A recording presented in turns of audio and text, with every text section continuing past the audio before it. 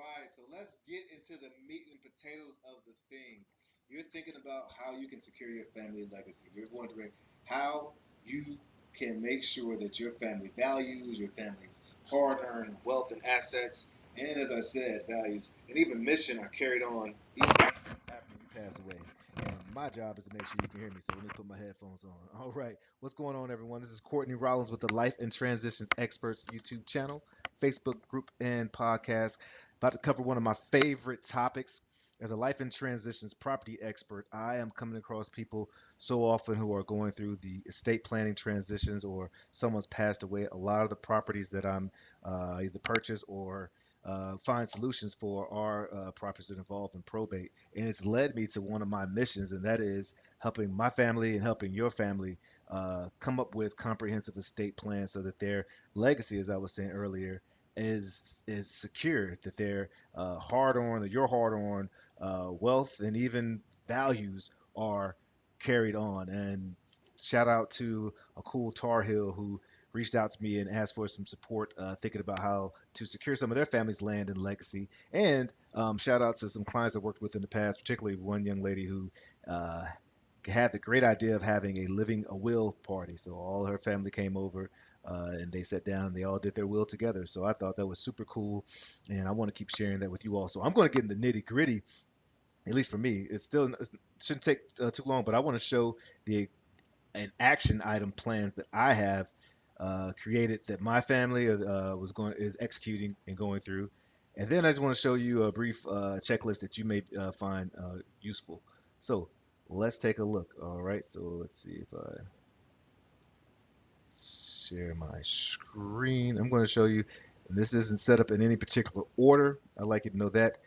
There's some things that are naturally have to come before other things. But let's see, where would it be? There we go. All right. Share. Oh, cool. All right. So let's see. So here's the actual checklist that I'm using. Again, there's no particular order. I know I need to gather all my insurance documents, my life insurance documents, make sure that I have them in place, as well as my retirement documents. I should have put that up there, so I need to add that in. Once I didn't put it down before. Gather retirement fund documents. All right. And I need to make sure that the beneficiaries on those insurance and retirement documents are designated to the trust that we've created. All right. I need to assign the grantor. Well, the grantor is the person who created the trust. Um, the trust. So that's not a difficult thing. I'm just these are stuff that have already been done, but some I just want to put out as raw what's in my mind to make sure that it gets through. Now, uh, assign the grantee of the trust as um, um, the person who's allowing the trust to be granted. Make the trust the beneficiary of the trust so that if I have life insurance designations and things of that nature, or property, that the trust gets to control it. Identify the custodians of the trust. That's sort of like the next step. Identify a family board of directors.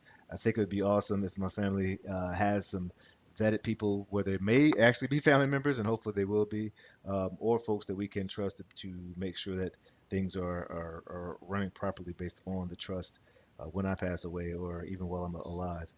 We need to have guidelines created for the voting rights, the responsibilities, how long the tenure of the people who are in there, what are some of the boundaries and restrictions for family board members. So that's some work that's going to need to take place and definitely rely on some trusted state professionals to guide us there.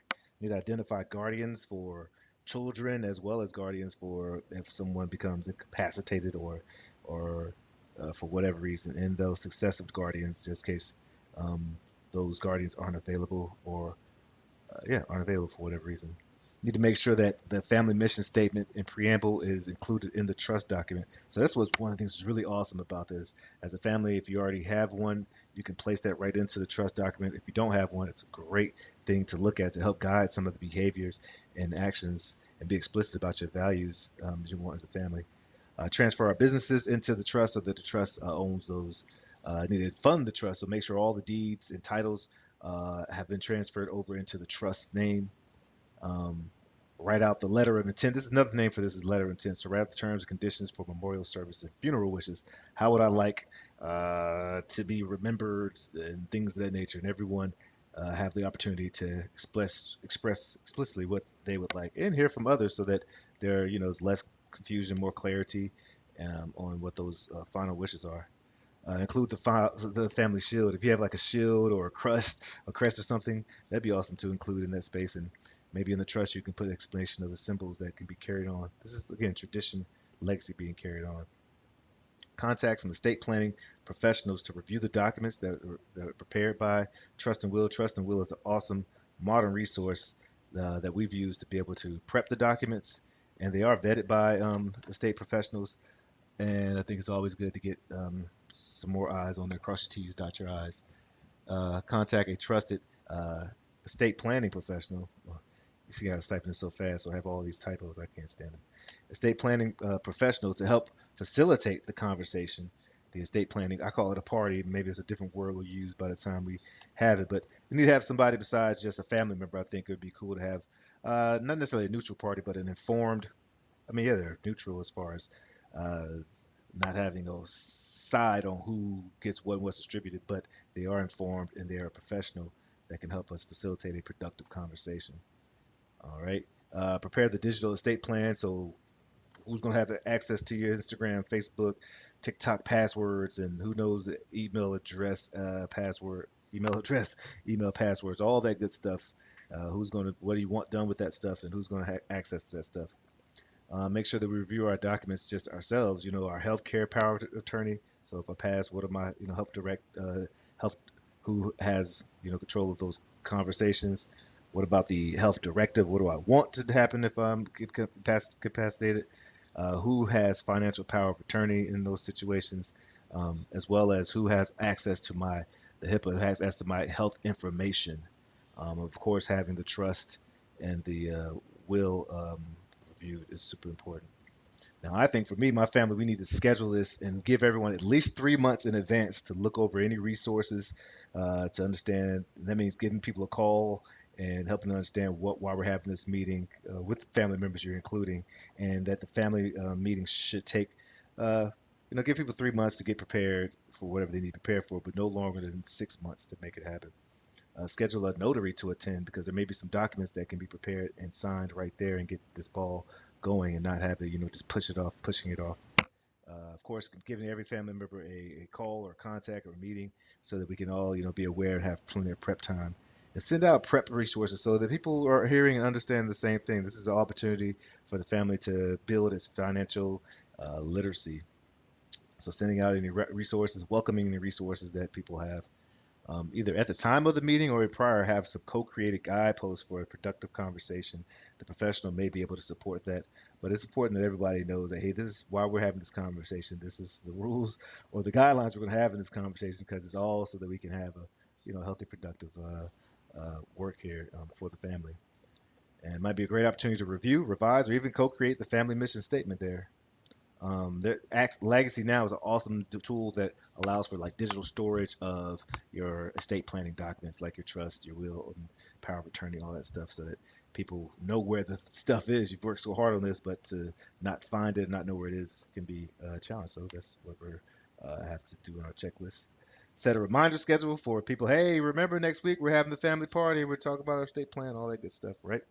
At the family meeting, set the schedule for the annual. I'm putting annual for us, but maybe we want to do it more than annually. But for us to celebrate the family, look at our estate plan, and keep uh, discussing the legacy we want to create. With the trusted CPA, need to discuss the implications of having things and property and income coming into the trust. So we were following those guidelines and schedule a guideline for the trust to be funded. Fire. I don't understand fire. It is I'm moving fast right there. Funded, recording title and deeds and all that stuff into the trust name. It's one thing to have the document created, but if you have not recorded the deeds and titles and all that into the name, it's not funded. Into the name of trust is not funded, and it's not a useful document. It's more of a suggestion and guideline.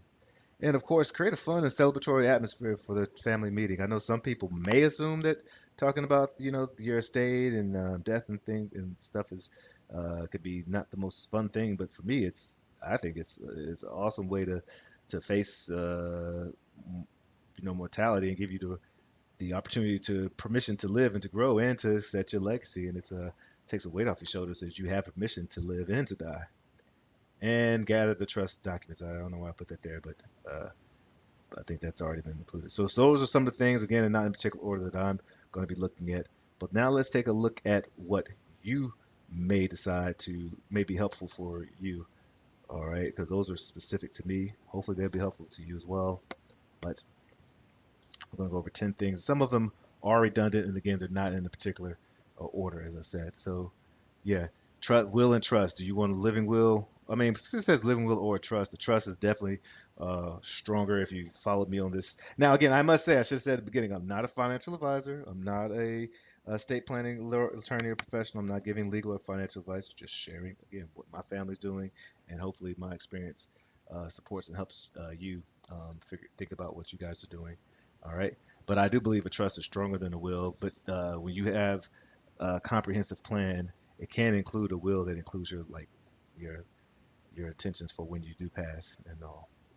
Having that healthcare directive as we spoke of, making sure people know what you want done. Do you want to have life support? Do you want how long would you want life support? Do you want your organs to go this or that? Making sure that's filled out is very important. It's also known as a living will. Power of attorney, who has the financial power of attorney, who has the healthcare power of attorney. Those need to be dictated or determined. The guardians, as we said, make sure you know who's going to be the guardian for loved ones, regardless of the age of the loved one, who's going to be the guardian, and who can be the successive guardians just in case the guardian is not able to do it or has already, yeah, they're not able to do it if they pass, so isn't able or willing to do that. Uh, Make sure the beneficiaries are designated. I would recommend, well, again, I'm not a CPA, but we're going to make sure that our trust is a designated beneficiary of many things so that we can continue to make sure things stay in the family and continue moving forward. Your digital estate planning, again, who has access to all those Gmails, emails, passwords, and all that good stuff. Facebooks, the MySpace.